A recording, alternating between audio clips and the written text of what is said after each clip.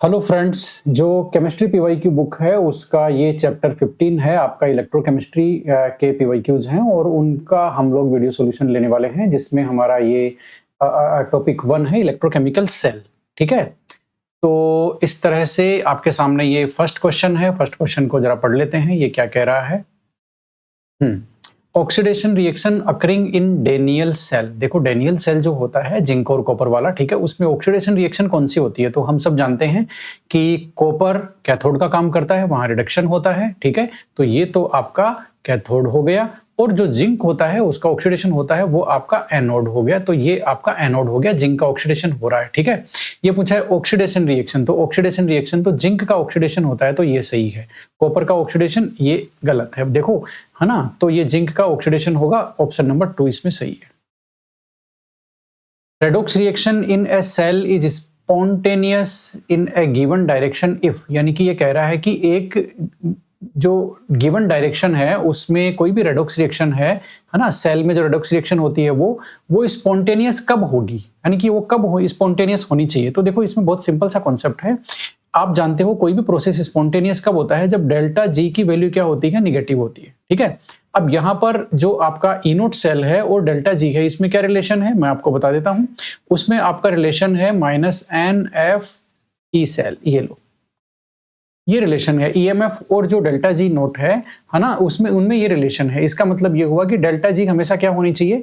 Negative होनी चाहिए। अब डेल्टा जी निगेटिव कब होगी? ध्यान रखो, एन का कोई साइन नहीं होता, ये नंबर ऑफ इलेक्ट्रॉन है, ये हमेशा पॉजिटिव होता है। ठीक है, नंबर ऑफ इलेक्ट्रॉन ट्रांसफर्ड है रेडॉक्स रिएक्शन में, ये हमेशा पॉजिटिव होता है। एफ फैराडेज कांस्टेंट है, उसकी वैल्यू भी हमेशा पॉजिटिव होती है। इसका मतलब ये दोनों तो पॉजिटिव होंगे हमेशा।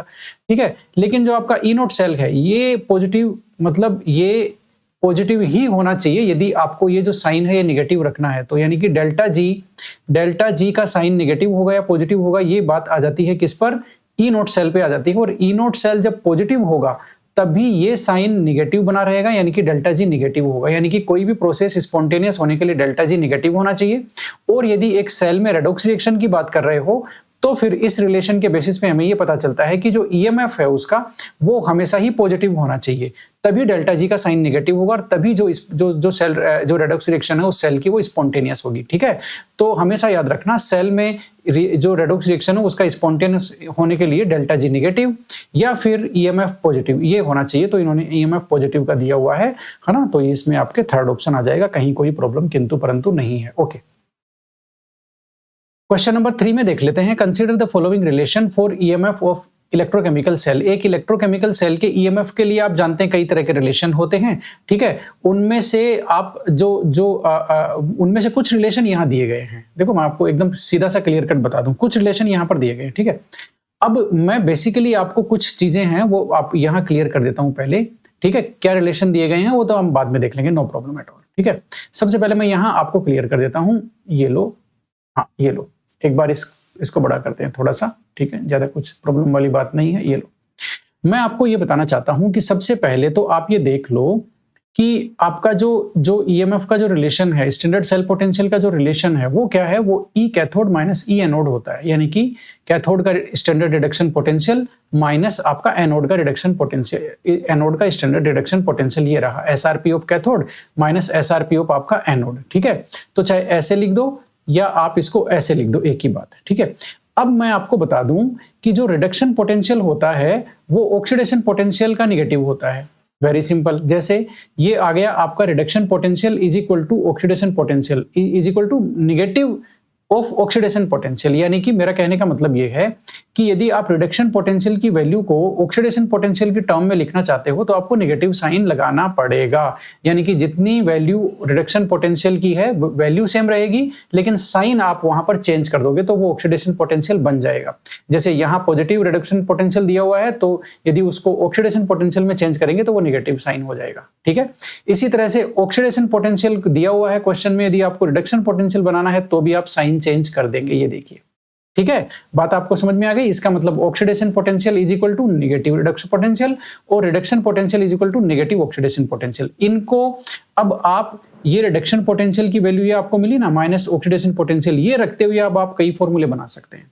ठीक है, अब एक चीज मैं आपको और बता देता हूं यहां पर जो ज्यादा इंपॉर्टेंट है वो ये है कि आपने एक फॉर्मूला तो जो स्टैंडर्ड सेल पोटेंशियल ईएमएफ हो उसका एक फॉर्मूला तो आपने देख लिया, ई कैथोड माइनस ई एनोड। ये कब है?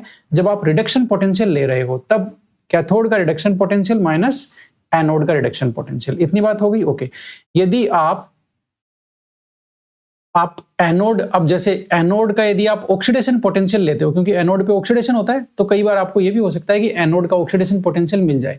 तो एनोड का जो ऑक्सीडेशन पोटेंशियल लोगे तब ये इक्वेशन क्या हो जाएगी वो जरा देख लो। वो हो जाएगी आपकी E not cell is equal to आपका क्या बोलते हैं, हाँ, एसआरपी यानी कि स्टैंडर्ड रिडक्शन पोटेंशियल ऑफ आपका कैथोड प्लस, है ना, ऑक्सीडेशन पोटेंशियल ऑफ एनोड। मेरा कहने का मतलब है ये साइन नेगेटिव तब होगा, कैथोड माइनस एनोड कब तब होगा जब दोनों तरफ रिडक्शन पोटेंशियल है, तब ये नेगेटिव होगा।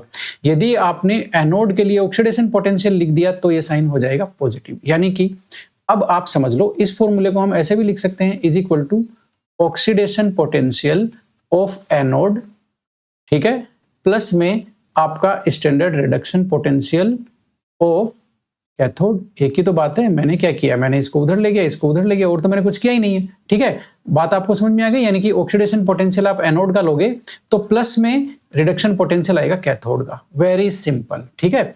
अब हम चलते हैं ऊपर, जितने भी दिए हुए हैं ना उनमें देख लेते हैं। सबसे पहला जो आपका फॉर्मूला है उसको देख लेते हैं, ईएमएफ ऑफ सेल।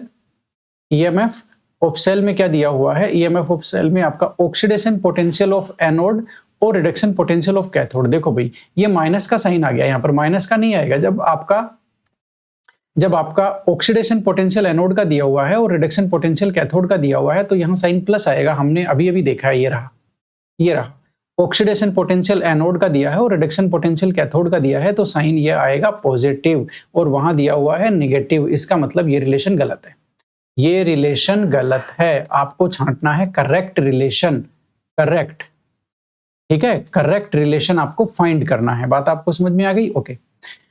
अब अगला रिलेशन देख लेते हैं, EMF of the cell, oxidation potential of anode, anode का oxidation potential plus reduction potential of cathode. ये तो सही है। एनोड का यदि आप ऑक्सीडेशन पोटेंशियल लोगे और कैथोड का रिडक्शन पोटेंशियल लोगे तो साइन पॉजिटिव आएगा। एकदम सही है, ये आपका ट्रू स्टेटमेंट है, करेक्ट है। अगला देखते हैं, EMF of cell is equal to आपका reduction potential of anode, anode का रिडक्शन पोटेंशियल लेंगे और रिडक्शन ही कैथोड का लेंगे, तो ये तो गलत फॉर्मूला है। जब दोनों का रिडक्शन पोटेंशियल लेंगे तो कैथोड माइनस एनोड करेंगे, यहाँ इन्होंने प्लस किया हुआ है दोनों के, है ना, बीच में, ये भी आपका गलत है।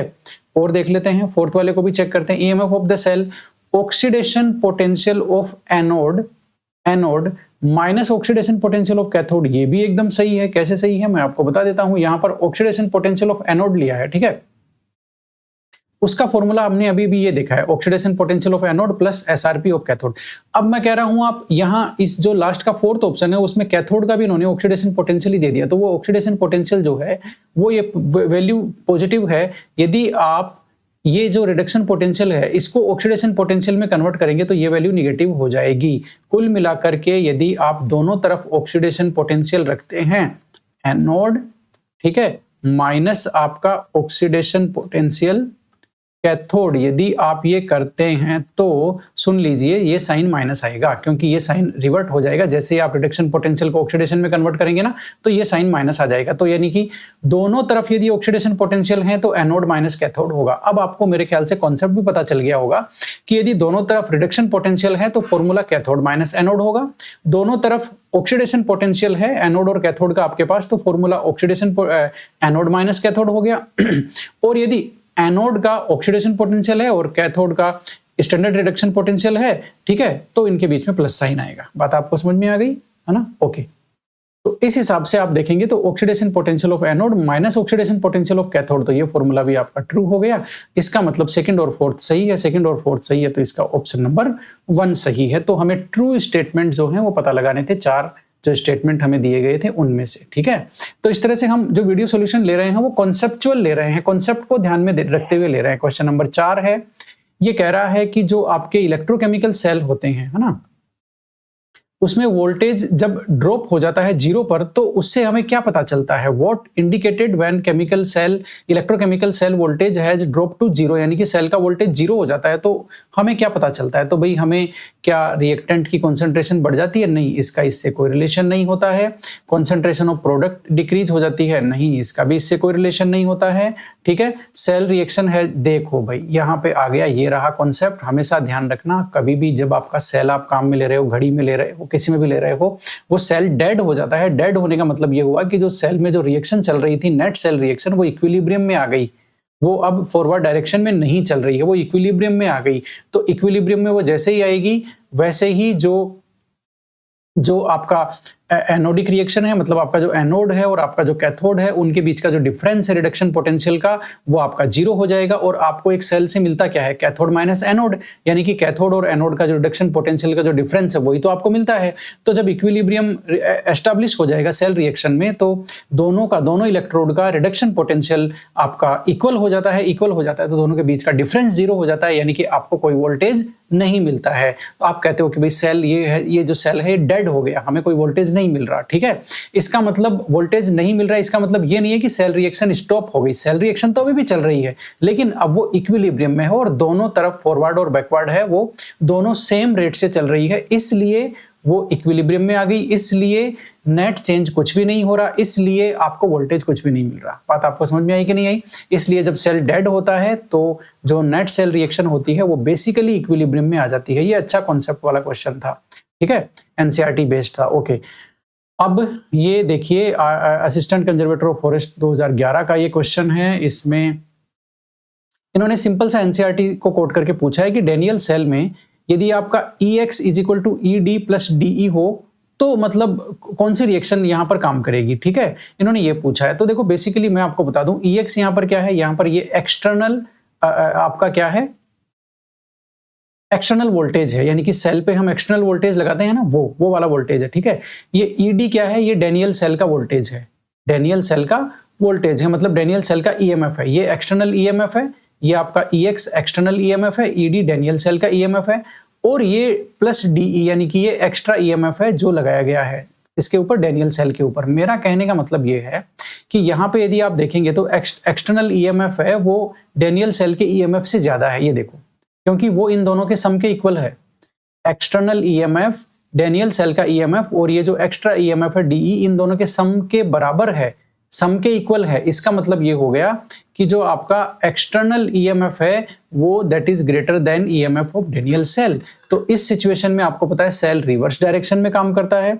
रिवर्स डायरेक्शन में जब सेल काम करता है डेनियल सेल, तो आपको पता है पहले ऑक्सीडेशन किसका हो रहा था? Zn का। अब Zn का आपका रिडक्शन होगा और जो आपका कॉपर है उसका ऑक्सीडेशन होगा, यानी कि यहाँ पर आप देख रहे हैं जो ये इलेक्ट्रोलाइटिक सेल की तरह काम करेगा और सेल रिएक्शन रिवर्स हो जाएगी। इसका मतलब ये हुआ कि जो ऑप्शन 2 है वो आपका सही ऑप्शन है, जिसमें कॉपर का ऑक्सीडेशन हो रहा है और जिंक का रिडक्शन हो रहा है। ये रिवर्स सेल रिएक्शन है। तो जैसे ही ये एक्सटर्नल EMF किसी भी इलेक्ट्रोकेमिकल सेल से ज्यादा हो जाएगा तो सेल रिवर्स डायरेक्शन में काम करने लग जाएगा और जो आपका जो इलेक्ट्रोकेमिकल सेल की जो रिएक्शन है वो भी रिवर्स होने लग जाएगी, यानी कि जिसका पहले ऑक्सीडेशन हो रहा था अब रिडक्शन होगा और जिसका पहले रिडक्शन हो रहा था अब ऑक्सीडेशन होगा। इस हिसाब से ऑप्शन नंबर जो 2 है वो सही है। एनसीईआरटी बेस्ड ये क्वेश्चन है कंप्लीटली। ये भी एनसीईआरटी में जो केस समझाया गया है रिवर्सिबल सेल का, उसी में से ये क्वेश्चन उठा करके दिया गया है, बाकायदा एनसीईआरटी से ही डायग्राम लिया गया है। अब इस सवाल को देख लेते हैं फटाफट से, काफी अच्छा क्वेश्चन है। Identify the correct statement from the option given below for the above cell. एक ऊपर सेल दिया गया, उसके लिए स्टेटमेंट है डेनियल सेल है। अब जरा स्टेटमेंट से हमें पता लग जाएगा क्या गड़बड़ है क्या नहीं है। If external EMF is greater then 1.1, देखो ये 1.1 वैल्यू कहां से आई मैं आपको बता देता हूं। ये जो इन्होंने सेल दिया है डेनियल सेल है बेसिकली, इसमें दोनों इलेक्ट्रोड का ये दे दिया इन्होंने, दोनों इलेक्ट्रोड का स्टैंडर्ड रिडक्शन पोटेंशियल दे दिया। इसको हम कैथोड माइनस एनोड करेंगे ना, ठीक है, मतलब ई नोड सेल निकालने के लिए हमें क्या करना पड़ता है? कैथोड का SRP माइनस एनोड का SRP, ठीक है। तो हम कैथोड माइनस एनोड करेंगे, कैथोड माइनस एनोड करेंगे तो हमें बेसिकली क्या मिल जाएगा? इस सेल का EMF मिल जाएगा। ये जो सेल है आपके सामने उसका EMF मिल जाएगा और वो वैल्यू आएगी 1.1 वोल्ट। तो ये 1.1 वोल्ट है, ये बेसिकली सेल का EMF है। बात आपको समझ में आ गई? ओके, तो ये 1.1 वोल्ट सेल का EMF है जो इस किस तरह से निकलेगा मैंने बता दिया। ओके, तो ये पहली सिचुएशन है, एक्सटर्नल EMF आपका सेल के ईएमएफ से ज्यादा है तो इलेक्ट्रॉन फ्लो कॉपर से जेडएन की ओर होगा, इलेक्ट्रॉन फ्लो कॉपर से जेडएन की ओर होगा। ठीक है, तो अच्छा इन्होंने पूछा क्या है, आइडेंटिफाई द इनकरेक्ट स्टेटमेंट पूछा है। ओके, तो देखो भाई बात बहुत सिंपल सी है, आपका हमेशा ध्यान रखना जो आपका एक्सटर्नल ईएमएफ है यदि वो सेल के ईएमएफ से कम है तो सेल अपनी जो स्पॉन्टेनियस डायरेक्शन है ना, फॉरवर्ड डायरेक्शन, उसमें चलता रहता है। और फॉरवर्ड डायरेक्शन में आप जानते हो कि जेडएन एनोड होता है और कॉपर कैथोड होता है, तो जेडएन से कॉपर की तरफ इलेक्ट्रॉन फ्लो होता है। ये जो सिचुएशन है जब एक्सटर्नल ईएमएफ कम है उसमें इलेक्ट्रॉन फ्लो जो होता है वो एनोड पर इलेक्ट्रॉन प्रोड्यूस होते हैं, एनोड से कैथोड की तरफ होते हैं।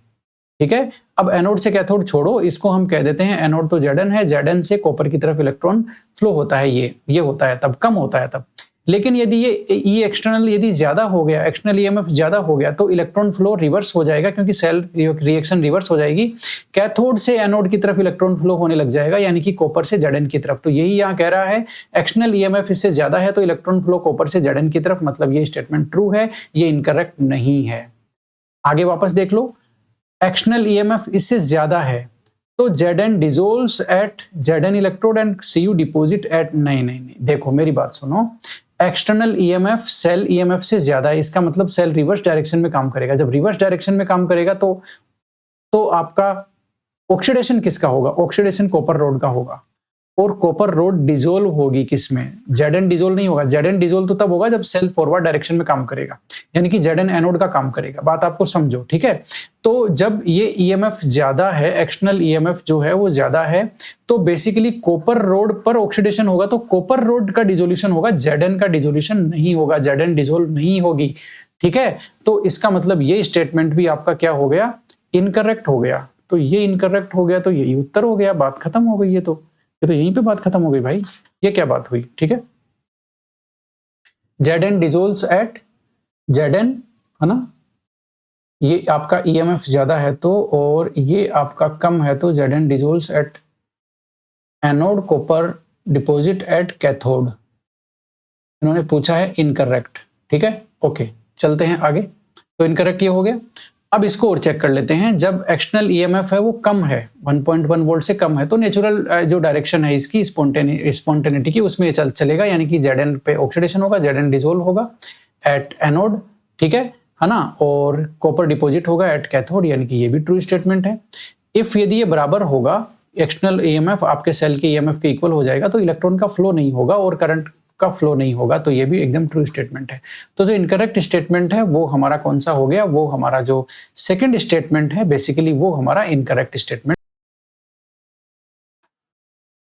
नेक्स्ट जो क्वेश्चन है वो हमारे सामने है, बेसिकली 7th नंबर का। इसमें electrochemical cell can behave like an electrolytic cell की तरह कब बिहेव करता है, जब आपका एक्सटर्नल ईएमएफ जो आपका सेल ईएमएफ से ज्यादा होता है, उस सिचुएशन में इलेक्ट्रोलाइटिक सेल की तरह बिहेव करता है, यानी कि सेल रिएक्शन रिवर्स हो जाती है। ठीक है, ये हम पहले भी कई बार बात कर चुके हैं। अगला क्वेश्चन आपका आ गया, वेरिएबल ऑपोजिट एक्सटर्नल पोटेंशियल, यानी कि E external is applied to a cell, वही सिचुएशन है। ठीक है, तब ये कह रहा है कि जब ई एक्सटर्नल 1.1 वोल्ट से कम होगा तब क्या होगा, और ई एक्सटर्नल यानी कि एक्सटर्नल ईएमएफ वो 1.1 वोल्ट से ज्यादा होगा तब क्या होगा। 1.1 वोल्ट क्या है, ये जो आपका डेनियल सेल है, जिंक और कॉपर वाला, है ना, जिंक और कॉपर के इलेक्ट्रोड वाला, इसका आपका ईएमएफ है 1.1 वोल्ट। ठीक है, तो एक्सटर्नल ईएमएफ, ये इसने दो सिचुएशन में पूछा है कि एक्सटर्नल ईएमएफ जब आपका 1.1 वोल्ट यानी कि सेल ईएमएफ से कम होगा तब इलेक्ट्रॉन फ्लो की डायरेक्शन क्या होगी, और एक्सटर्नल ईएमएफ 1.1 यानी कि सेल ईएमएफ से ज्यादा है तब इलेक्ट्रॉन फ्लो की डायरेक्शन क्या होगी। देखो मैं आपको सिंपल सा कह दूं, जब आपका एक्सटर्नल ईएमएफ 1.1 वोल्ट यानी कि आपका सेल का ईएमएफ कह दो आप इसको, ठीक है, इससे आपका सेल के ईएमएफ से कम है, कौन, आपका एक्सटर्नल ईएमएफ जो हम सेल पे अप्लाई कर रहे हैं वो, ठीक है, वो यदि कम है, ठीक है, तो जो सेल है वो अपनी फॉरवर्ड डायरेक्शन में चलता रहेगा, यानी कि आपका जो इलेक्ट्रॉन फ्लो है वो एनोड से कैथोड की तरफ चलता रहेगा। ये लो इलेक्ट्रॉन इधर से इधर फ्लो होता रहेगा, कहीं कोई दिक्कत नहीं है, सेल अपना काम करता रहेगा और आपको वोल्टेज मिलता रहेगा। ठीक है, जैसे ही ये जो आपका एक्सटर्नल ईएमएफ आपका ज्यादा हो जाएगा 1.1 वोल्ट से, यानी कि सेल के ईएमएफ से भी ज्यादा आपने अप्लाई कर दिया, आप सेल के ईएमएफ से भी ज्यादा आपने अप्लाई कर दिया तो सेल क्या है, रिवर्स डायरेक्शन में काम करेगा, यानी कि अब इलेक्ट्रॉन कैथोड से एनोड की तरफ फ्लो होगा, सेल रिएक्शन रिवर्स हो जाएगी, सेल इलेक्ट्रॉन के फ्लो की डायरेक्शन भी रिवर्स हो जाएगी, करंट के फ्लो की डायरेक्शन भी रिवर्स हो जाएगी और सेल इलेक्ट्रोलाइटिक सेल की तरह काम करने लग जाएगा, जो यहां पूछा है। ये रहा, यहां भी यही पूछा है ना, इलेक्ट्रोलाइटिक सेल की तरह काम कब करेगा। तो ये जो एनसीईआरटी का जो केस है, इस पे आप देखो कितने सारे क्वेश्चंस आए हुए हैं अलग अलग एग्जाम में, ठीक है। इसलिए कहता हूं एनसीईआरटी को सीखने के लिए हमारा ये जो पीवाईक्यू बुक है ये एकदम बेस्ट है, ठीक है। ये बात हो गई, ओके। और कॉन्सेप्ट को सीखने के लिए, ओके। तो ये हो गया, ये आपका आपने देख लिया कि ये, अब आप समझ गए कि इस सिचुएशन में, ये जो सिचुएशन है इसमें electron flow cathode to anode होगा, और ये जो सिचुएशन है जहां पर एक्सटर्नल ईएमएफ कम है वहां पर एनोड टू कैथोड होगा, नॉर्मल जो बिहेव है वो। तो इस हिसाब से इसमें जो आंसर है वो आपका 3 हो गया, ठीक है। पहले वाले में एनोड टू कैथोड, दूसरे वाले में कैथोड टू एनोड, कहीं कोई प्रॉब्लम नहीं है, ओके। क्वेश्चन नंबर 9 में इन्होंने क्या किया है, आपके सामने एक सेल रिएक्शन दी है, सेल रिएक्शन देकर के इन्होंने उनका जो इलेक्ट्रोड पोटेंशियल है इंडिविजुअल, राइट, आर का मतलब राइट, एल का मतलब लेफ्ट, वो इलेक्ट्रोड का इलेक्ट्रोड पोटेंशियल इन्होंने दिया है। फिर इन्होंने आपको बेसिकली पूछा है कि इस सेल का ईएमएफ क्या होगा, स्टैंडर्ड सेल पोटेंशियल क्या होगा। तो आप जानते हैं इसका फॉर्मूला तो मैं आपको कई बार बता चुका हूं, ई कैथोड माइनस ई एनोड, ये लो, ठीक है। ये आपका फॉर्मूला है ई नोट सेल का, ठीक है। तो ई नोट सेल का ई कैथोड माइनस ई एनोड, कैथोड कौन सा है एनोड कौन सा है देख लो। जेड का ऑक्सीडेशन हो रहा है, मतलब जेड तो आपका क्या हुआ बेचारा, अच्छा ये वहां से छोड़ो, ये आपका राइट, देखो आप सेल रिएक्शन में हमेशा राइट में है ना, राइट में हमेशा कैथोड होता है, लेफ्ट में हमेशा एनोड होता है, ठीक है। तो ये आपका एनोड का हो गया और ये हमेशा कैथोड का हो गया। तो कैथोड माइनस एनोड है ना, तो 0.34 माइनस ये माइनस, तो ये आ गया एज इट इज। अब ब्रैकेट में फिर माइनस, माइनस क्यों, क्योंकि वो 7.76 के साथ भी एक माइनस का साइन है, ये हो गया, तो ये फाइनली प्लस हो जाएंगे। आप इनको प्लस करोगे तो ये आपका 1.1 वोल्ट आएगा। मतलब ये जो आपका डेनियल सेल है जिसके एनसीईआरटी में कैलकुलेशन दी हुई है उसी को इन्होंने पूछा है, तो ये आपका जो सेल का ईएमएफ है 1.1 वोल्ट हो गया। Based on the following 2 values, दो इन्होंने क्या किया है, ए और बी के रूप में दो इन्होंने जो है वो इलेक्ट्रोड पोटेंशियल की वैल्यूज दी है, यानी कि 2 इलेक्ट्रोड रिएक्शन दी है और उनकी पोटेंशियल की वैल्यू दी है, ठीक है ना। और दोनों ही आप देखो ऑक्सीडेशन पोटेंशियल है, खैर उससे कोई मतलब नहीं है, हमें इन वैल्यूज से मतलब है, ठीक है। अब based on E naught values for 2 half cell, ये जो दोनों हाफ सेल दिए हैं इनकी जो ई नोट की वैल्यू है ना, इलेक्ट्रोड पोटेंशियल की जो वैल्यू है, हमें आंसर निकालना है। तो देखो भाई बात बहुत सिंपल सी है, मैं आपको शॉर्टकट में समझा देता हूं। हमेशा याद रखना, चाहे ऑक्सीडेशन हो रहा हो चाहे रिडक्शन हो रहा हो, ठीक है, सुन लो बात को, बाद में मत कहना। चाहे आपका ऑक्सीडेशन हो रहा हो चाहे रिडक्शन हो रहा हो, यदि वैल्यू पॉजिटिव है इसका मतलब वो स्पॉन्टेनियस है, यदि नेगेटिव है इसका मतलब वो नॉन स्पॉन्टेनियस है।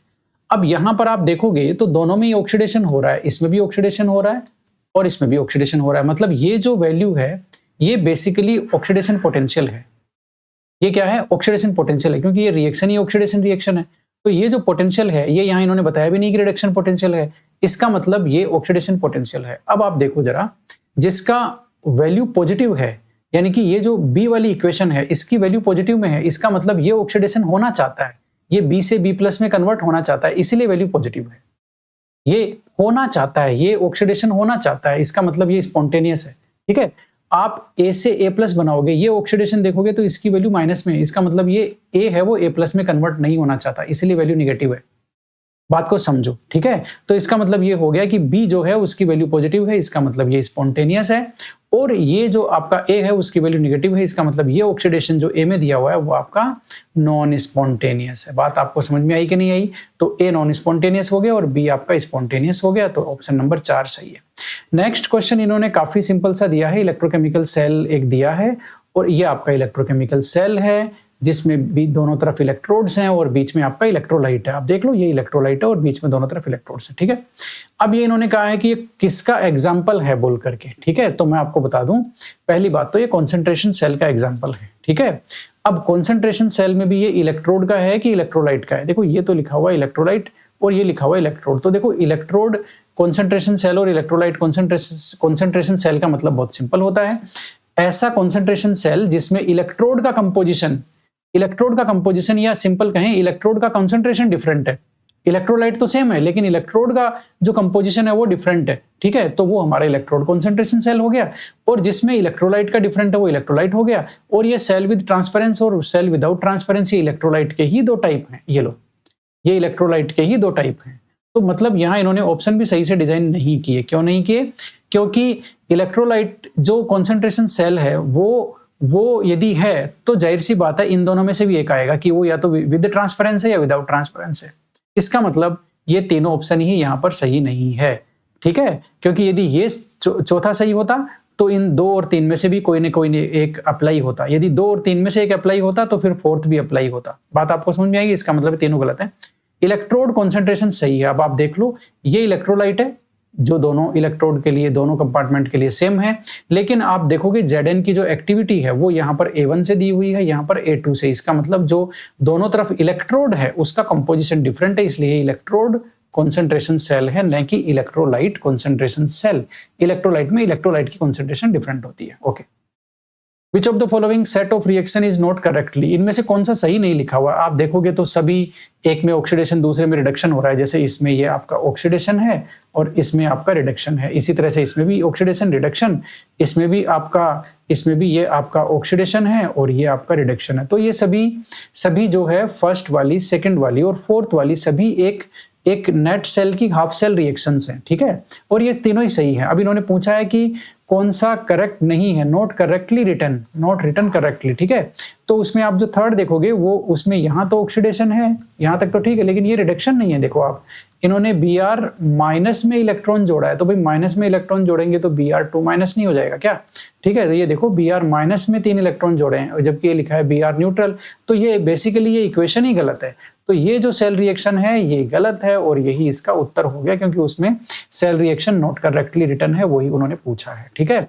द स्टैंडर्ड रिडक्शन पोटेंशियल 4, यानी कि इन्होंने 3 आपको इलेक्ट्रोड दिए हैं, Zn का, Ni का और Fe का, इनकी वैल्यूज भी दी है, ठीक है, ये वैल्यूज दी है। फिर कहा है कि ये रिएक्शन हमें बनानी है तो X और Y क्या क्या हमें लेना चाहिए बोल करके, ताकि हमारी जो रिएक्शन है वो स्पॉन्टेनियस हो जाए। देखो स्पॉन्टेनियस होने के लिए क्या लेना है, वैसे तो आप कुछ भी ले लो, लेकिन स्पॉन्टेनियस होने के लिए आपको X और Y की पर्टिकुलर वैल्यू ही होनी चाहिए, यानी कि वो पर्टिकुलर मेटल ही होना चाहिए, तभी वो सेल रिएक्शन स्पॉन्टेनियस होगी, ठीक है।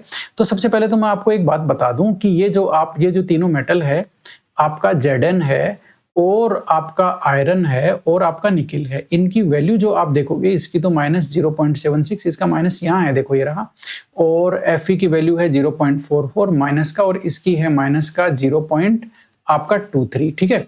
तो आप ये देखोगे तो आपको ये देखने से पता चलेगा कि इनकी जो स्टैंडर्ड रिडक्शन पोटेंशियल की वैल्यू है वो निकिल की सबसे कम है, माइनस में सबसे कम है, यानी कि हाईएस्ट वैल्यू नेगेटिव की है, हाईएस्ट जो देखा जाए ना तो वैल्यू निकिल की है, और लोएस्ट वैल्यू आपकी इसकी है, क्योंकि माइनस में सबसे ज्यादा है ना इसलिए लोएस्ट है, तो लोएस्ट वैल्यू इसकी है।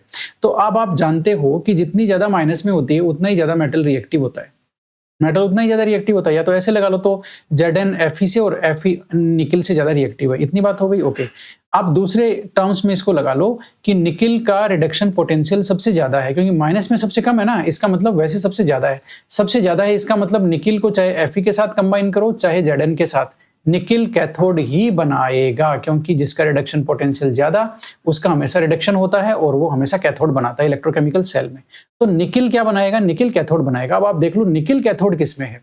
अब आप यहां देखोगे तो ये X का देखो ऑक्सीडेशन हो रहा है, X2+ बन गया ना, इसका मतलब X आपका एनोड है, ये एनोड है, एनोड का ऑक्सीडेशन होगा। Y2+ Y में कन्वर्ट हो रहा है, इसका मतलब Y2+ जो है आपका एनोड है, सॉरी कैथोड है, क्योंकि इसका रिडक्शन हो रहा है, Y का रिडक्शन हो रहा है इसलिए कैथोड है, X का ऑक्सीडेशन हो रहा है इसलिए एनोड। ओके, तो इसका मतलब Ni है वो हमेशा ही कैथोड होगा, चाहे आपका एनोड है वो आपका चाहे जिंक के साथ कंबाइन करो चाहे Fe के साथ कंबाइन करो। इसका मतलब Y की वैल्यू है, यदि वो Ni है, और X की वैल्यू चाहे Zn हो Fe हो कुछ भी हो, वो एकदम करेक्ट कॉम्बिनेशन है।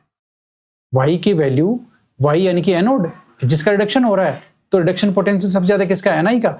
तो Ni यदि Y की वैल्यू यदि Ni है तो और X की वैल्यू चाहे Fe हो चाहे Zn हो कुछ भी हो कोई फर्क नहीं पड़ेगा, ठीक है, क्योंकि दोनों से ज्यादा रिएक्टिव है, तो वो एक सही कॉम्बिनेशन होगा और वो सेल रिएक्शन स्पॉन्टेनियस होगी।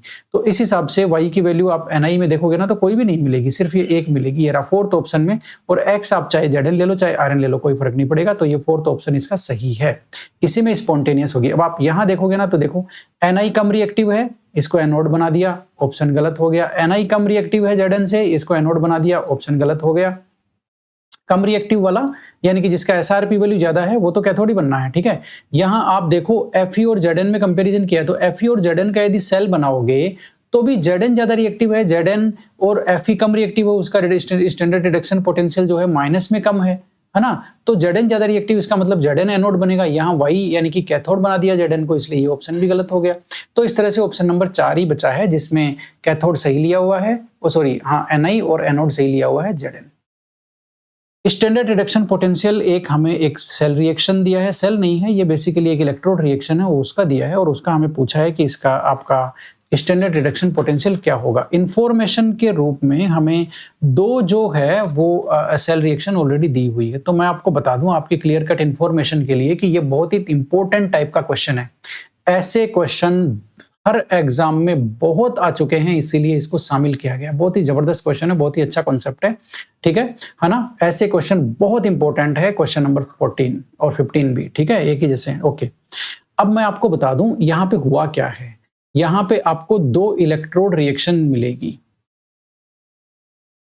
2 इलेक्ट्रोड रिएक्शन, और आपको जो आपकी जो थर्ड इलेक्ट्रोड रिएक्शन है उसी मेटल की, ध्यान रखना, उसी मेटल की थर्ड इलेक्ट्रोड रिएक्शन का आपको इलेक्ट्रोड पोटेंशियल निकालना है। ये लो, 2 इलेक्ट्रोड रिएक्शन का तो दिया जाएगा, third electrode potential, third electrode reaction उसी मेटल की, सेम मेटल की, उसका आपको इलेक्ट्रोड पोटेंशियल पूछेंगे। यहां भी वही हो रहा है, Fe की ये एक इलेक्ट्रोड रिएक्शन है, ये भी Fe की एक इलेक्ट्रोड रिएक्शन है, और ये Fe की एक इलेक्ट्रोड रिएक्शन है, मतलब ये तीनों इलेक्ट्रोड रिएक्शन है और इन दोनों का दिया गया है ना। इसका रिडक्शन पोटेंशियल की वैल्यू ये रही और ये रही, और इसका इन्होंने पूछा है, Fe ये ऊपर वाली का पूछा है, ठीक है। अब हम फटाफट देख लेते हैं कि इसको सोल्व कैसे करेंगे, ठीक है। तो ये बहुत ही इंपॉर्टेंट कॉन्सेप्ट है इलेक्ट्रोड रिएक्शन वाला। अब मैं आपको एक चीज क्लियर कर दूं, ये तीनों रिएक्शन आप लिखो, देखो जैसे आप लिखो, ये लिखो Fe2+ प्लस में आपने लिखा 2 इलेक्ट्रॉन, ये वाली रिएक्शन लिख रहा हूं मैं ऊपर वाली, ठीक है, प्लस में ये आ गया आपका Fe, ठीक है, ये इक्वेशन 1 हो गई। इक्वेशन 2 लिखो, इक्वेशन 2 लिखा आपने Fe2+, Fe3+ प्लस में एक इलेक्ट्रॉन, ठीक है, मैं आपको समझा रहा हूं, फटाफट से समझ लो, है ना। ये आ गया आपका Fe2+, ठीक है। अब आप इनको ऐड कर दो, इनको आप ऐड करोगे ना तो ये आपका Fe2 से कट गया, ठीक है, इससे कट गया ना Fe2 से, ये लो, और अब आप चाहे लिख दो इसको, अब आपको कोई दिक्कत नहीं है। अब आप लिखोगे तो थर्ड इक्वेशन क्या आई, Fe3 प्लस इलेक्ट्रॉन ऐड हो गए, 3 इलेक्ट्रॉन प्लस में ये आ गया Fe, ये आपकी इक्वेशन थर्ड आ गई। और यही इसी इक्वेशन का इन्होंने पूछा है, देखो यही तो है थर्ड इक्वेशन, ये रही जहां पर अभी मेरा कर्सर चल रहा है, ठीक है। तो कुल मिलाकर के हमने इन दोनों 1 और 2 को ऐड किया तो थर्ड इक्वेशन आ गई, ओके, और थर्ड का ही इन्होंने ईएमएफ पूछा है। इतनी बात आपको समझ में आ गई, ओके। अब मैं आगे का कॉन्सेप्ट आपको समझाता हूं, क्योंकि मैं ये आपको एक ही बार बताने वाला हूं, बार बार नहीं बताने वाला हूं। इतनी बात क्लियर हो गई, ओके, ठीक है। अब आपको क्या करना है, अब आप सिंपल सा थर्मोडायनेमिक्स वाला कॉन्सेप्ट लगाओगे। क्या लगाओगे, आप कहोगे सर वहां हमने थर्मोकेमिस्ट्री में डेल्टा H जब निकालना होता है तो दो रिएक्शन के साथ हमने जो किया था उनके डेल्टा H को हमने ऐड कर दिया तो थर्ड रिएक्शन का आ गया था, ठीक है। लेकिन वहां डेल्टा H आपकी वो है एक्सटेंसिव क्वांटिटी है, इंटेंसिव क्वांटिटी नहीं है। यहां जो वैल्यू दी गई है E0 यानी कि आपका इलेक्ट्रोड पोटेंशियल, वो इंटेंसिव प्रॉपर्टी है, सुन लो, इंटेंसिव प्रॉपर्टी है, और इंटेंसिव प्रॉपर्टी का एडिशन सब्ट्रैक्शन ये नहीं होता है, सुन लो। इसलिए यदि आप यहां पर ये लगा दोगे कि E03 यानी कि E3 हम निकाल लेंगे E2 प्लस में E1 करके, ये गलत हो जाएगा, क्योंकि आप इंटेंसिव प्रॉपर्टी को ऐड कर रहे हो। इंटेंसिव प्रॉपर्टी जो आपका जो इलेक्ट्रोड का ईएमएफ है, पोटेंशियल है, सेल का पोटेंशियल है, ये इंटेंसिव प्रॉपर्टी होती है, एक्सटेंसिव प्रॉपर्टी नहीं होती है, सुन लो। इसलिए इनका एडिशन सब्ट्रैक्शन नहीं किया जा सकता है। इसलिए आप डायरेक्टली इस ये जो ई नोट की वैल्यू है, इलेक्ट्रोड पोटेंशियल की वैल्यू है, इससे प्रोसेस नहीं कर सकते। तो आप किससे कर सकते हो, मैं बताता हूं कौन सी एक्सटेंसिव प्रॉपर्टी से आप इसको सोल्व कर सकते हो। वो है आपकी डेल्टा जी। वो आपकी क्या है, डेल्टा जी। तो आप basically delta G 3 is equal to आपका डेल्टा जी 1 प्लस में आपका डेल्टा जी 2, ये आप करोगे क्योंकि ये एक्सटेंसिव प्रॉपर्टी है डेल्टा जी, है ना। आपका जो सेल पोटेंशियल है, इलेक्ट्रोड पोटेंशियल है, वो एक्सटेंसिव प्रॉपर्टी नहीं, वो इंटेंसिव है। यही कॉन्सेप्ट है, उसका एडिशन वगैरह अलाउड नहीं है। इसलिए इसको हम इस ट्रिक से सोल्व करेंगे। तो ये आपका हो गया। अब आपको ये बेसिक फॉर्मूला तो पता चल गया कि डेल्टा जी की हेल्प से ये सवाल सोल्व होगा, ठीक है, ये क्वेश्चन सोल्व होगा। अब डेल्टा जी क्या है, ये मैंने 1 2 3 क्या किया है, तीनों इक्वेशन जो हमारी आई थी ना, दोनों इक्वेशन को ऐड करने से थर्ड इक्वेशन जिसका इन्होंने पूछा है इलेक्ट्रोड पोटेंशियल रिडक्शन पोटेंशियल, ठीक है, वो आपकी 1 2 3 मैंने किया है। अब इसको सोल्व कैसे करेंगे, काफी सिंपल है, मैं आपको बता देता हूं। डेल्टा जी की वैल्यू अभी एक क्वेश्चन में मैंने आपको बताई थी -NF, अच्छा डेल्टा N3, थर्ड रिएक्शन है ना, तो N3F और आपका E3 इज इक्वल टू, क्योंकि -NF ही होता है ना, तो NF E3, ठीक है। इसका हो गया आपका N1F और आपका E1 प्लस में इसका हो गया आपका N2 और आपका, अच्छा हाँ माइनस भी तो आएगा ना, माइनस भी तो आएगा ना, इसलिए यहाँ पर ब्रैकेट में माइनस लगाते हैं। ये लो माइनस आपने लगाया और अब आपने लिखा माइनस माइनस, ये तो माइनस हो गया ना, तो इसका कुछ करना भी नहीं है। ये लो माइनस को हमें नहीं भूलना चाहिए, यहाँ माइनस आएगा और यहाँ माइनस आएगा, तो माइनस और प्लस माइनस हो गया, इसलिए इसको हम सीधा ऐसे लिख देते हैं N2F और E2। इतनी बात हो गई, ओके। अब आपको करना क्या है, बेसिकली देखो F तो हो गया दोस्तों कॉमन, इसलिए F को तो आप काट दो। ये लो F F F constant common हो गया, F कट जाएगा, ठीक है ना। या तो अभी काट दो, नहीं बाद में काट सकते हो, कहीं कोई प्रॉब्लम नहीं है। F को कॉमन लेके आप काट दो, कैसे ही तरीके हैं। कुल मिला के सिंपल मैथ्स अप्लाई करके हमने इसको यहीं पे उड़ा दिया, ओके। अब आगे चलते हैं, प्रोसेसिंग आगे करते हैं। और आप प्रोसेसिंग इसकी आगे करोगे तो ये काफी सिंपल है। आपने लिखा, अच्छा माइनस भी लगा, वो आप उड़ा सकते हो। कैसे उड़ाओगे मैं बताता हूँ आपको। माइनस आपने लिखा N3 और ये आपका E3 इज इक्वल टू, अब आप इसको ऐसे कर सकते हो, देखो माइनस लिया आपने और आपने अब F कैसे कटेगा, देखो मैं आपको बता देता हूँ सिंपल तरीका F को काटने का। F E3 इसको आप इस तरह से लिखो माइनस और अब ब्रैकेट में लिखो F E1 प्लस में N2F E2, ये आप लिख सकते हो ना, इसमें तो कोई दिक्कत नहीं है। मतलब माइनस को आप यदि बाहर निकालोगे तो ये कॉमन हो, ये प्लस हो जाएगा ना अंदर, तो ये दोनों क्वांटिटीज अंदर ऐड होगी तभी तो माइनस बाहर आएगा, ठीक है। तो इसको, इस इक्वेशन को आप रीराइट ऐसे कर सकते हो। अब आप देख लो कॉमन क्या है। अब आप इधर से अब F को भी कॉमन निकाल दो। तो आप F को कॉमन निकालोगे तो आप यहां से हटा दो, मतलब मैं आपको F कैसे कटेगा वो एक्चुअल में सिखा रहा हूं। तो आप F को भी कॉमन निकालोगे तो F यहां आ गया, ठीक है। अब आप यहां माइनस माइनस कट गया और आपका F कट गया, तो बचा क्या, बचा जो भी है अब आप उसको लिख सकते हो सीधा। E3 इज इक्वल टू, ये N3 इधर नीचे आ जाएगा, इधर बचा आपका N1 E1 प्लस में बचा N2 आपका E2 डिवाइडेड बाई आपने कर दिया N3 से। ये फॉर्मूला फिक्स है दोस्तों, ये फॉर्मूला फिक्स है। कब, जब आपको दो इलेक्ट्रोड, एक ही मेटल की दो इलेक्ट्रोड रिएक्शन दी हुई है और उसी मेटल के तीसरे इलेक्ट्रोड की आपको इलेक्ट्रोड पोटेंशियल पूछा गया है, उसी मेटल की तीसरी इलेक्ट्रोड रिएक्शन का रिडक्शन पोटेंशियल या जो भी है पोटेंशियल वो आपको पूछा गया है, तब ये इक्वेशन फिक्स है, यही फॉर्मूला लगना है। कैसे आया ये मैंने बता दिया, कॉन्सेप्ट सहित मैंने आपको बताया है, डायरेक्ट मैंने फॉर्मूला नहीं लिखा, ठीक है। अब आपको कुछ नहीं करना, इसमें आपको अपनी वैल्यूज रखनी है। तो जैसे आपने E3 निकाल रहे हैं तो N1 यानी कि फर्स्ट रिएक्शन में नंबर ऑफ इलेक्ट्रॉन कितने ट्रांसफर हुए, ठीक है, तो वो हम देख लेते हैं। फर्स्ट रिएक्शन में आपके 2 हुए थे, ये रहे। सेकंड में आपका 1 हुआ था और थर्ड में आपके 3 हुए थे, ओके। तो ये आपका फर्स्ट में आपका 2 और मल्टीप्लाई आपने किया इसको, किसको, आपका E1 यानी कि फर्स्ट रिएक्शन का जो पोटेंशियल है वो, और वो आपका हो गया दोस्तों 0.47 है शायद, या माइनस का है, देखते हैं क्या है, यही प्रॉब्लम है, माइनस का है 0.47। तो इसको मैं थोड़ा सा हटा करके माइनस में कन्वर्ट कर देते हैं। ये लो, इसको पूरे को ही माइनस में लिख देते हैं ना, ये लो, इतना क्या टेंशन लेना, ये माइनस यहाँ पे लिया, ठीक है, और ये अब 0.47, क्योंकि मल्टीप्लाई करेंगे तो वैसे भी माइनस में ही होगी ये पूरी वैल्यू, ठीक है। ये प्लस में आया। अब आपका N2 क्या है, N2 आपका सेकंड रिएक्शन में, ठीक है, तो सेकंड रिएक्शन में नंबर ऑफ इलेक्ट्रॉन तो 1 था, 1 इलेक्ट्रॉन ट्रांसफर हो रखा है और सेकंड रिएक्शन का प्लस में 0.77 है, तो उसको मल्टीप्लाई करेंगे तो ये प्लस में 0.77 को अब ब्रैकेट में लिखने की जरूरत नहीं है, क्योंकि N2 तो 1 है, वो उसको भी लिखने की जरूरत नहीं है, प्लस को अलग से लिखने की जरूरत नहीं है, तो ये 0.77 आपका हो गया, डिवाइडेड बाई N3 में यानी कि थर्ड रिएक्शन में नंबर ऑफ इलेक्ट्रॉन ट्रांसफर्ड आपके 3 थे। अब आप इसको सोल्व करोगे तो ये हो गया माइनस का 0.94 प्लस में आपका आ गया 0.77, यही आया क्या, देख लो जरा, माइनस का 94 प्लस में आ गया ये आपका 0.77 और डिवाइडेड बाई आपका हो गया 3। अब आप इसको और सोल्व कर दो, अब सिंपल सा है, अब आप देख लो कितना बच गया, मेरे ख्याल से ये बच गया आपका माइनस में 0.17, यही तो हो गया, डिवाइडेड बाई 3। अब आप इसको करोगे तो ये आ गया माइनस का 0.5, आगे जो भी कुछ है वो आ जाएगा, ठीक है, क्योंकि 15 में 3 से डिवाइड करेंगे तो 5 आएगा ना, तो ये 17 है, मतलब 5.67 या जो भी है वो आएगा, ठीक है, तो ये लो 5.67 है, मतलब 5.7 है या जो भी है वो यहाँ पर आ जाएगा, ठीक है।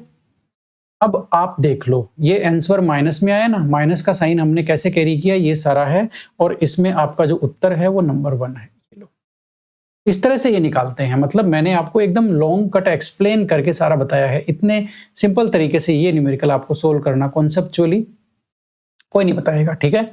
अब हो गया आपका क्वेश्चन 15। क्वेश्चन 15 भी सेम तरह का है, देखो दो एक ही मेटल के दो इलेक्ट्रोड रिएक्शन दिए हैं, दो इलेक्ट्रोड दिए हैं, उनका इलेक्ट्रोड पोटेंशियल दिया है और उसी मेटल का थर्ड इलेक्ट्रोड दिया है और उसका पूछा है इन्होंने, बात को समझो, थर्ड इलेक्ट्रोड दिया है उसी मेटल का और उसका पूछा है। अब हम ये यहाँ पर देख लेते हैं कि ये जो आपका थर्ड वाला है वो क्या ऊपर वाले जो दोनों हैं उनको काटने पीटने से आ जाएगा क्या, ऊपर वाले जो दोनों हैं उनको काटने पीटने से ये रिएक्शन आ रही है क्या, ये तो हमें देखना होगा, डायरेक्ट फॉर्मूला नहीं लगा सकते हम, ठीक है। तो सबसे पहले ये जो फर्स्ट रिएक्शन है उसको लिखते हैं, ठीक है, 1 मिनट आपको रुकना पड़ेगा, शायद कोई फोन आ रहा है। तो सबसे पहले ये देख लेते हैं कि दोनों जो इलेक्ट्रोड दिए हैं इन्होंने, ठीक है, उनको ऐड करने से क्या थर्ड वाला आ रहा है क्या, तब तो हम फॉर्मूला लगा देंगे, ऐड करने से नहीं आ रहा तो फिर कुछ गड़बड़ है इसके अंदर, ठीक है। तो सबसे पहले ये इनकी इक्वेशंस लिख देते हैं। सबसे पहला ये वाला इन्होंने दिया है Cu2+ का, इन्होंने 2 इलेक्ट्रॉन ऐड करके Cu बना दिया, ये पहला हो गया। दूसरा देख लेते हैं, Cu+ में 1 इलेक्ट्रॉन ऐड करके इन्होंने Cu बना दिया, ये दूसरा आपका हो गया, ठीक है, ये पहला था, ये दूसरा हो गया। अब तीसरा बेसिकली इनको ऐड करने से आना चाहिए, वो क्या है, वो है आपका Cu2+ में 1 इलेक्ट्रॉन ऐड करने से Cu+ बन गया, यही तो है, ये देखो Cu2+ ऑब्लिक Cu, ठीक है। अब आप ये देखो कि ये जो हमारी फर्स्ट रिएक्शन है, ये सेकंड रिएक्शन है, ये थर्ड रिएक्शन है, ठीक है। तो अब फर्स्ट और सेकंड को ऐड करने से थर्ड आ रही है क्या, इससे पिछले वाले क्वेश्चन में तो आ रही थी, है ना, जो हमने किया था ना वो ऐसा न्यूमेरिकल वाला, वो अब इसमें नहीं आ रही है, आप देख लो, ठीक है। कैसे, मैं बताता हूं आपको।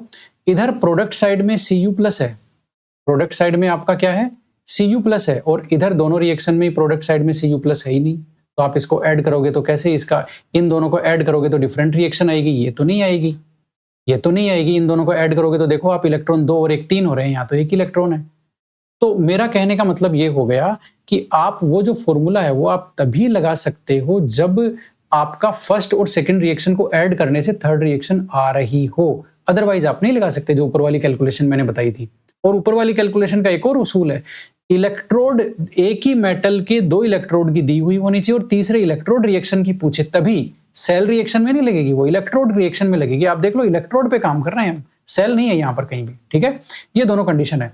अब आप इसमें देखोगे तो अब आपको ये थर्ड रिएक्शन लाने के लिए करना क्या पड़ेगा, करना आपको ये पड़ेगा, ये जो रिएक्शन है कौन सी सेकंड वाली, इसको रिवर्स करना पड़ेगा, क्योंकि आपको प्रोडक्ट साइड में Cu+ चाहिए। प्रोडक्ट साइड में Cu+ तभी आएगा जब इस सेकंड रिएक्शन को आप करोगे रिवर्स, यानी कि उल्टा लिखोगे आप, ठीक है, तब जाकर के ये जो है प्रोडक्ट साइड में Cu+ आएगा। अब उल्टा कैसे लिखोगे मैं बता देता हूं। यहां से आपको क्या लिखना है, इस रिएक्शन को हटा दो और इस रिएक्शन को आप लिख दो रिवर्स, कि आपने Cu से आपने बनाया Cu+, में आपने बनाया 1 इलेक्ट्रॉन, यानी कि इसका आपको ऑक्सीडेशन दिखाना है, ठीक है।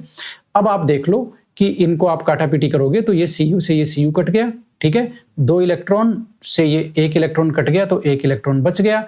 तो अब आप देख लो Cu2+ में 1 इलेक्ट्रॉन और Cu+ बन गया, यानी कि अब सही है एकदम, अब सही है। तो अब आप देख लो फर्स्ट वाली रिएक्शन के साथ हमने कुछ नहीं किया, इसलिए फर्स्ट वाली का जो ईएमएफ है 0.34 ये ऐसे कैसे रह जाएगा, ये लो 0.34 वोल्ट। सेकंड वाली को हमने रिवर्स कर दिया, सेकंड रिएक्शन को रिवर्स किया, तो जब इलेक्ट्रोड रिएक्शन रिवर्स हो जाती है तो उसका जो रिडक्शन पोटेंशियल होता है उसका भी जो साइन होता है वो चेंज हो जाता है, यहाँ पॉजिटिव है ना, तो ये हो जाएगा निगेटिव, तो ये लो निगेटिव 0.522 वोल्ट। बात आपको समझ में आ गई। ये अब आपका E1 कौन सा हो गया, E1 हो गया ये ऊपर वाला 0.34, E2 आपका निगेटिव में हो गया। अब सुन लो अच्छी तरह से, पहले पॉजिटिव में था, निगेटिव में हो गया E2, है ना। और E1 और E2 को मतलब आपका जो दोनों इक्वेशन है उसको ऐड करने से इक्वेशन 3 आ रही है।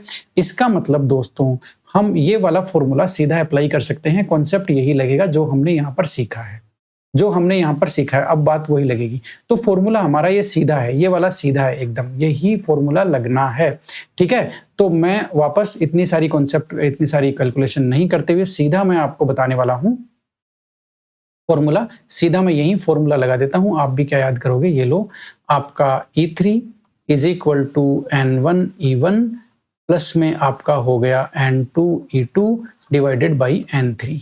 वैल्यू आप रखोगे N1 यानी कि पहली रिएक्शन में इलेक्ट्रॉन, पहली रिएक्शन में 2 इलेक्ट्रॉन है, ठीक है ना। और आपका उसकी वैल्यू कितनी है 0.34, ये लो E1 की वैल्यू है, ये ब्रैकेट में।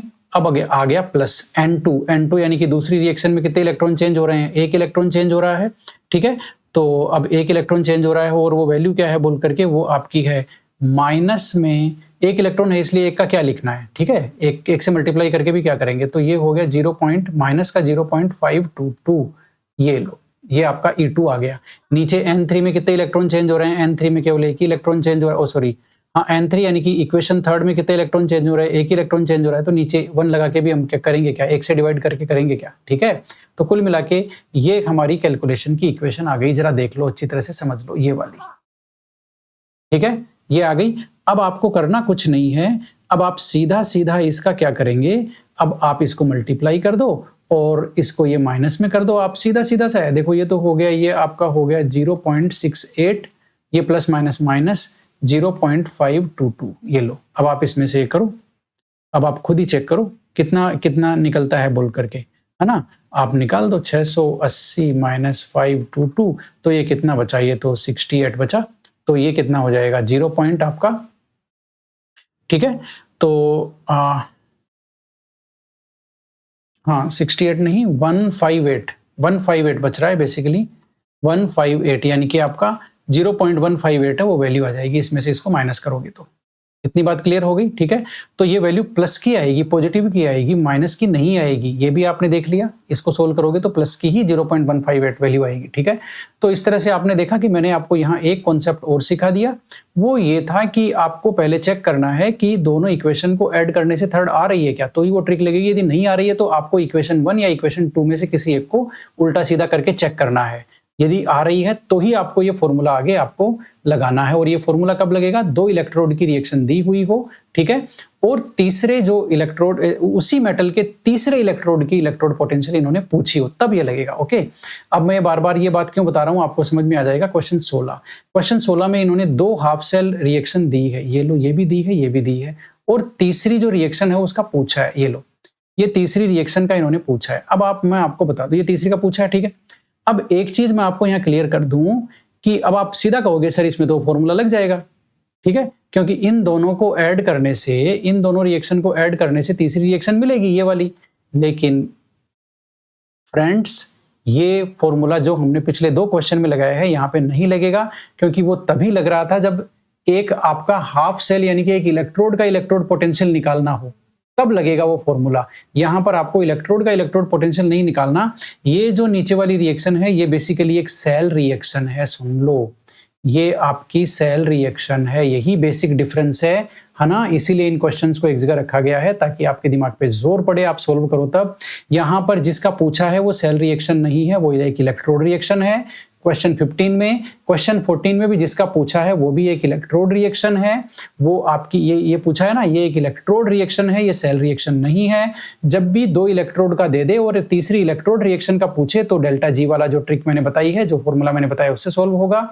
और जब भी ये 2 हाफ सेल रिएक्शन दे दे, 2 इलेक्ट्रोड रिएक्शन दे दे और एक सेल रिएक्शन का पूछे कि सेल रिएक्शन का कितना होगा, तो उसका तो हमें एकदम सीधा सीधा सा पता है। उसका हमें क्या पता है कि आपका जो ई नोट सेल है is equal to E cathode minus आपका ई एनोड, बात खत्म। तो इसमें से एनोड और कैथोड क्या है वो पहचान लो, आपकी कहानी खत्म हो जाएगी, ठीक है। तो अब इन्होंने आगे ये भी पूछा है कि आपका फॉरवर्ड रिएक्शन की पॉसिबिलिटी भी आपको बतानी है कि फॉरवर्ड रिएक्शन यानी कि ये जो सेल रिएक्शन दी गई है ये इस डायरेक्शन में फॉरवर्ड है कि नहीं है, ये भी हमें बतानी है, ठीक है। तो आपको कुछ नहीं करना, सबसे पहले आपको ये चेक करना है कि यहाँ पर एनोड किसको लिया है और कैथोड किसको लिया है। सेल रिएक्शन देख करके चेक करना है, सेल रिएक्शन देख करके ये चेक करना है कि एनोड किसको लिया है और कैथोड किसको लिया है, ठीक है। तो अब आप ये देख सकते हो कि आपका इन रिएक्शन को सीधा सीधा ऐड किया है इन्होंने, इन रिएक्शंस को सीधा सीधा ऐड किया है, किसी को भी ऊपर नीचे नहीं किया है ना। तो सीधा सीधा ऐड किया है, तभी तो ये देखो आप इधर 3Mn2 आ रहा है ना, बैलेंसिंग करने के चक्कर से। Mn3 प्रोडक्ट साइड है, ये रहा product side, Mn product side है, ये रहा प्रोडक्ट साइड। मतलब ये सीधा सीधा एडिशन हुआ इन रिएक्शन का, किसी भी रिएक्शन को इन्होंने रिवर्स नहीं किया है। इतनी बात क्लियर हो गई, ओके। अब जब सीधा सीधा एडिशन हुआ है इनका, तो फिर हमें ये देखना है कि इनमें से कौन सा कैथोड काम कर रहा है और कौन सा एनोड काम कर रहा है। अब आप देखो तो ये रिएक्शन जो है बेसिकली ये वाली बेसिकली एक रिडक्शन रिएक्शन है, ये एक रिडक्शन रिएक्शन है, ठीक है ना। इसका मतलब ये जो वैल्यू है वो रिडक्शन पोटेंशियल की वैल्यू है, रिडक्शन पोटेंशियल, ठीक है। ये जो वैल्यू है, ये जो इक्वेशन है सेकंड वाली, वो ऑक्सीडेशन रिएक्शन है। देखो ये ऑक्सीडेशन रिएक्शन है, ऑक्सीडेशन रिएक्शन है ना, Mn2 प्लस Mn3 में कन्वर्ट हो रहा है, ठीक है। ऑक्सीडेशन रिएक्शन है। अब ऑक्सीडेशन रिएक्शन का ये जो वैल्यू दी है पोटेंशियल की, ये बेसिकली ऑक्सीडेशन पोटेंशियल है, ये ऑक्सीडेशन पोटेंशियल है।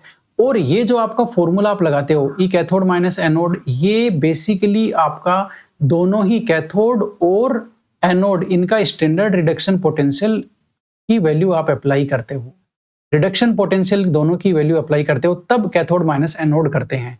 तो मेरा कहने का मतलब यह है कि जब भी आपको ऑक्सीडेशन पोटेंशियल मिले, जैसे कि यहां पर सेकंड इक्वेशन का ऑक्सीडेशन पोटेंशियल दिया हुआ है, तो सबसे पहले आपको उसको रिडक्शन पोटेंशियल में कन्वर्ट करना है, क्योंकि ये जो हमारा डिफॉल्ट फॉर्मूला है ये रिडक्शन पोटेंशियल की वैल्यू पर ही काम करता है। तो इसका यदि ऑक्सीडेशन पोटेंशियल इतना है तो इसका रिडक्शन पोटेंशियल हो जाएगा, मैग्नीट्यूड उतना ही रहेगा और साइन चेंज हो जाएगा। तो अब इसका वैल्यू हो गया प्लस। अब आप इसको अप्लाई करोगे, तो आप जैसे ही प्लस अप्लाई करोगे फिर अब आप ये हो गया रिडक्शन पोटेंशियल। अब आपको पता है जिसका रिडक्शन पोटेंशियल ज्यादा होता है वो बेसिकली आपका किसका काम करता है, कैथोड का। तो ये कैथोड का काम करेगा, तो आपने लिखी वैल्यू प्लस 151, ये तो हो गई कैथोड की वैल्यू। माइनस हम करेंगे माइनस, फिर माइनस एनोड की वैल्यू, ये इसका रिडक्शन पोटेंशियल कम है ऊपर वाली रिएक्शन का, इसलिए एनोड का काम करेगा, इसलिए माइनस 1.18 ये आ गया। तो अब ये कैथोड माइनस हो गया एनोड, ये कैथोड है आपका, ये एनोड है, माइनस माइनस प्लस हो जाएगा। इसका मतलब 151 प्लस में आपको सीधा 1.18 है जो आप ऐड करोगे तो 2.69 आ गया, 2.69 आ गया। किसका आ गया, आपके 2.69 है वो 2.69 है वो इस। तो यहां पर ये जो वैल्यू है बेसिकली ये प्लस की नहीं आनी चाहिए, ये हम यहां पर मिस्टेक कर रहे थे, है ना। मैं अब आपको कॉन्सेप्चुअली हम कहां मिस्टेक कर रहे थे वो मैं आपको बता देता हूं। बेसिकली हमें करना है कैथोड माइनस एनोड, ठीक है। अब आपको मैं ये बता दूं कि कैथोड और एनोड तो पहले ही फिक्स है, ये जो ऊपर वाली इक्वेशन है उसमें रिडक्शन हो रहा है तो ये तो कैथोड की वैल्यू हो गई, ठीक है। और नीचे वाली रिएक्शन में ऑक्सीडेशन हो रहा है तो ये एनोड की वैल्यू हो गई, है ना। तो ये बेसिकली एनोड आपका ये नीचे वाली रिएक्शन है और ऊपर वाली रिएक्शन आपका कैथोड का काम कर रही है। इतनी बात हो गई। तो कैथोड माइनस एनोड, अब कैथोड की जो वैल्यू है, ठीक है, कैथोड की वैल्यू है वो आपकी क्या है, माइनस 1.18 वोल्ट है, ठीक है ना। ये आपकी कैथोड की है और इसमें से आप माइनस करेंगे एनोड की वैल्यू, एनोड की एसआरपी वैल्यू आपकी इतनी दिख रही है, वो कितनी दिख रही है, प्लस का 1.51, ये आपका एनोड की वैल्यू दिख रही है। अब आप कहोगे सर ये एनोड की वैल्यू ज्यादा है तो ये वो करना चाहिए, किसका काम करना चाहिए, रिडक्शन का, लेकिन यहाँ पर ये कैथोड का काम करना चाहिए, लेकिन यहाँ पर ये नहीं कर रहा। क्यों? क्योंकि सेल रिएक्शन इन्होंने सीधा सीधा जोड़ के बनाया है। इसका मतलब सेल रिएक्शन में एनोड यही है और ऊपर वाला कैथोड है। वैसे ही सेल रिएक्शन बनी है। सुन लीजिए, आप सेल रिएक्शन बनाएंगे ना तो आप इसको एनोड और इसको कैथोड मानेंगे ऊपर वाले को, तभी ये सेल रिएक्शन आएगी, अदरवाइज ये सेल रिएक्शन नहीं आएगी। तो मेरा कहने का मतलब ये है कि हमें एनोड और कैथोड की पहचान, जो हमने पहले क्या गलती करी, उनकी एसआरपी वैल्यू देख के करी, ठीक है। लेकिन हमें अब वापस मैं आपको यहाँ पे कॉन्सेप्ट बता देता हूं कि एनोड और कैथोड की पहचान एसआरपी की वैल्यू देख करके करनी है, लेकिन वो तब करनी है जब सेल रिएक्शन नहीं दी हो। सेल रिएक्शन नहीं दी हो। यहां इन्होंने सेल रिएक्शन दे दी हमें। अब सेल रिएक्शन जब दे दी तो सेल रिएक्शन में इन्होंने बता दिया कि इन्होंने किसको कैथोड लिया और किसको एनोड लिया है। तो इनकी मर्जी है, जिसको इन्होंने कैथोड लिया है और जिसको एनोड लिया है, हमें भी उसी को एनोड और कैथोड लेना पड़ेगा, ठीक है। तो सेल रिएक्शन के हिसाब से ऊपर वाली रिएक्शन कैथोड का काम कर रही है, नीचे वाली एनोड का काम कर रही है, तो वैसे ही उनकी वैल्यूज भी रखेंगे हम, ठीक है। तो इसका जो एसआरपी था, इसका सेकंड रिएक्शन का एसआरपी, बेसिकली ऑक्सीडेशन पोटेंशियल दिया गया था, एसआरपी इसका प्लस 1.51 है, ठीक है। तो वो अब ये जो कैलकुलेशन वाली इक्वेशन है इसमें रखेंगे एसआरपी ही, तो इसमें हमने एसआरपी रख दिया, तो ये आपका माइनस में 2.69 वोल्ट आंसर आ गया। अब ये तो आ गया, ये जो सेल था इसका आपका ईएमएफ ई नोट सेल, ठीक है। तो ये माइनस का ये वाला ये आ गया, और जब ईएमएफ माइनस है तो ये स्पॉन्टेनियस भी नहीं होगी फॉरवर्ड डायरेक्शन में। ये इन्होंने पूछा है ना फॉरवर्ड डायरेक्शन में क्या होगा, तो ये फॉरवर्ड डायरेक्शन में स्पॉन्टेनियस भी नहीं होगी, इसकी पॉसिबिलिटी नहीं होने की, इसलिए नॉइस के साथ आंसर आएगा। तो ऑप्शन नंबर 1 सही है। बात आपको समझ में आ गई। ये क्वेश्चन था, ये काफी ज्यादा कंफ्यूजिंग था क्योंकि इन्होंने ऑक्सीडेशन पोटेंशियल की वैल्यू दे दी, और जो सेल बनाया है वो जानबूझ करके गलत सेल बना करके दिया है। हम जो पहले जो कर रहे थे ना, वो एक आदर्श, एक आइडियल सिचुएशन के हिसाब से चल रहे थे कि भाई आइडियल सिचुएशन में जिसका रिडक्शन पोटेंशियल ज्यादा होता है वो कैथोड होता है, लेकिन यहाँ ये नहीं है। इन्होंने जानबूझ करके जिसका रिडक्शन पोटेंशियल ज्यादा है उसको एनोड बनाया है, तो वो सेल रिएक्शन के से पता चल रहा है। तो भाई जैसा इन्होंने किया है, जैसे सेल रिएक्शन दी है, हमें क्वेश्चन उसी के हिसाब से सोल्व करना है। तो इन्होंने जिसको कैथोड बनाया, जिसको एनोड बनाया, हमने उनकी एसआरपी की वैल्यू वहीं रखी, जो आया वो रिजल्ट आपके सामने है, और आंसर इसका नो आएगा, और यही इसका सही उत्तर है, इसमें कहीं कोई डाउट नहीं है, ठीक है। तो ये शानदार क्वेश्चन था जहां पर आपको ऑक्सीडेशन रिडक्शन पोटेंशियल का नॉलेज, फॉर्मूला कैसे लगाना है उसका नॉलेज, ये काफी सारी बातें आपको सीखने को मिली है। ओके, अब 2 हाफ सेल रिएक्शन दी है और ईएमएफ इन्होंने पूछा है ना, एक तो ये रही और एक ये रही। अब इन्होंने देखो सिंपली क्या पूछा है, सेल का ईएमएफ पूछ लिया, ये सेल का ईएमएफ पूछा है, तो यहाँ पे तो कुछ नहीं है। जब सेल का आपको पूछा जाए, जब सेल का पूछा जाए तो फिक्स ही है वो, उसमें कहाँ दिक्कत है। कैथोड माइनस आप एनोड करोगे, ये लो आप कैथोड और माइनस आप कर दो एनोड, कहाँ दिक्कत है, ठीक है। ये आपने एक एसआरपी वैल्यू, यानी कि कैथोड की एसआरपी माइनस एनोड की एसआरपी, और ये दोनों रिडक्शन रिएक्शन है। ये देखो ये भी रिडक्शन हो रहा है, यहाँ भी रिडक्शन हो रहा है, ठीक है। इसका मतलब ये दोनों वैल्यूज आपकी रिडक्शन पोटेंशियल की है। इसका मतलब एज इट इज आप इनको अप्लाई कर सकते हो। यहाँ सेल रिएक्शन इन्होंने दी नहीं है, सेल रिएक्शन नहीं दी, इसका मतलब नेचुरली जो डिसीजन है वो उसके साथ जाएंगे। नेचुरली डिसीजन क्या है, जिसका रिडक्शन पोटेंशियल की वैल्यू ज्यादा वो कैथोड होगा, जिसका रिडक्शन पोटेंशियल की वैल्यू कम वो आपका एनोड होगा। तो सबसे पहले हमने ये देखा दोनों रिएक्शन रिडक्शन रिएक्शन है, इसका मतलब ये रिडक्शन पोटेंशियल है। फिर हमने देखा सेल रिएक्शन हमें मिली नहीं है, इसका मतलब कैथोड एनोड हमें ही बनाना है। तो हमने जो डिफॉल्ट नॉलेज है उसके बेसिस पे कैथोड एनोड बना लिया, तो ये आपका कैथोड रिएक्शन हो जाएगी और ये आपकी एनोड रिएक्शन हो जाएगी, क्योंकि इसका रिडक्शन पोटेंशियल कम है, ठीक है। तो कैथोड यानी कि आपका प्लस में 0.77 वोल्ट, माइनस में माइनस 0.76 वोल्ट, और आप जब आप इनको ऐड करोगे तो ये मेरे ख्याल से आपका प्लस का 1.53 आ जाएगा। तो जो 17th क्वेश्चन है उसमें आपका सेकंड आंसर है, ठीक है। 18 क्वेश्चन में भी ज्यादा कुछ इन्होंने आपको परेशान नहीं किया है, बहुत ही बेसिक टाइप का क्वेश्चन है, 18 क्वेश्चन है वो, और उसमें भी इन्होंने यही किया है कि आपको ई नोट सेल की वैल्यू निकालनी है। 2 इन्होंने रिएक्शन दी है, एक ये रिएक्शन दी है, एक ये रिएक्शन दी। आप ध्यान से देखोगे तो ये आपकी ये भी रिडक्शन रिएक्शन है और ये भी रिडक्शन रिएक्शन है। बात आपको समझ में आ गई, ये भी रिडक्शन रिएक्शन है और ये भी रिडक्शन रिएक्शन है, दोनों रिडक्शन रिएक्शन। इसका मतलब ये एसआरपी है, ये तो हमें पता चल गया, हमें वो ऑक्सीडेशन पोटेंशियल वाला चक्कर नहीं है जो उस क्वेश्चन में आया था। ओके, अब इन्होंने देखा है सेल का, इन्होंने पूछा है, ठीक है, सेल के लिए पूछा है कि सेल का ई नोट सेल क्या होगा, ईएमएफ क्या होगा, और उसके लिए ऊपर वाले क्वेश्चन में तो देखो हमें सेल नहीं दिया था, ठीक है। इसमें हमें सेल दिया है, तो सेल दिया है तो अब हम देखेंगे इसने एनोड और कैथोड किसको बनाया है। तो ये हम जानते हैं ये जो आपका लेफ्ट में जो होता है वो हमेशा ही आपका एनोड होता है और राइट वाला ये जो है ये आपका कैथोड होता है। तो ये आपका एनोड है, यानी कि इसने जिंक वाले को एनोड बनाया है तो ये आपको एनोड है, और इसने इसको कैथोड बनाया है तो इसने इसको आपको कैथोड बना दिया। अब इसने गड़बड़ करी है उस क्वेश्चन की जैसे, या नेचुरल डिसीजन लिया है, तो भाई इसने नेचुरल डिसीजन लिया है। देख लो जिसकी वैल्यू ज्यादा है वो कैथोड है, जिसकी वैल्यू कम है माइनस है ना वो आपका एनोड है। ठीक है, तो इसका मतलब अब ई नोट सेल कैसे निकालेंगे, कैथोड माइनस एनोड कर दो। कैथोड आपका क्या है प्लस 1.51 माइनस माइनस 0. आपका 76 है ना, 2 बार माइनस तो प्लस हो जाएगा, तो आप इसको ऐड कर दो तो इस हिसाब से इसकी वैल्यू जो है वो 2.27 आ जाएगी। ठीक है, तो इस तरह से ये ई नोट सेल की वैल्यू हो गई, कहीं कोई दिक्कत नहीं थी। Which of the following used as an electrolyte in salt bridge, है ना, सोल्ट ब्रिज के में कौन सा इलेक्ट्रोलाइट हम यूज लेंगे जो आपके इलेक्ट्रोकेमिकल सेल में 2 हाफ सेल को कनेक्ट करने के काम आती है सोल्ट ब्रिज, उसमें इलेक्ट्रोलाइट कौन सा लेते हैं वो इन्होंने पूछा है।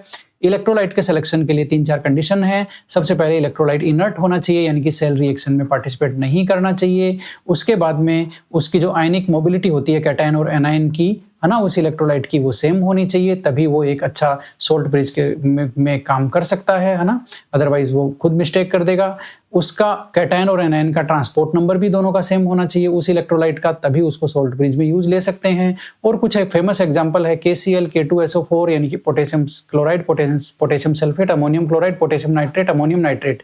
ये कुछ 5 एग्जाम्पल फेमस हैं जो हर बुक में लिखे रहते हैं। यहाँ भी इन्होंने वही किया है, फेमस वाला एग्जाम्पल KCl ले लिया। तो KCl ऐसा इलेक्ट्रोलाइट है जो इन तीनों कंडीशंस को फॉलो करता है ना। KCl क्या, ये सभी potassium sulphate, ammonium chloride, ammonium nitrate, potassium nitrate, potassium chloride, ये सभी इन तीनों कंडीशन को फॉलो करते हैं, इसलिए इनको सोल्ट ब्रिज के रूप में यूज लिया जा सकता है। सोल्ट ब्रिज में इलेक्ट्रोलाइट के रूप में यूज लिया जा सकता है। आंसर इसका 1 होगा।